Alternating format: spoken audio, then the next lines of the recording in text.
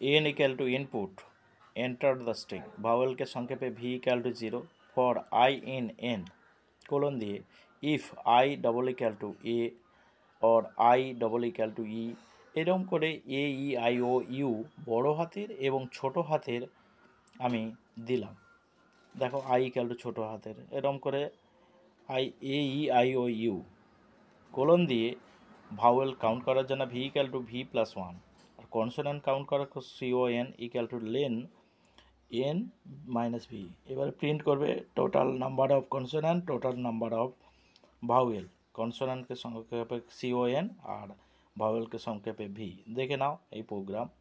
এরপরে আমি ইনপুট করছি, মানে প্রোগ্রামটা রান করে ইনপুট করলাম India, I N D I A. ইন্ডিয়াতে ভাওয়েল রয়েছে 3টে, কনসোন্যান্ট রয়েছে 2টো।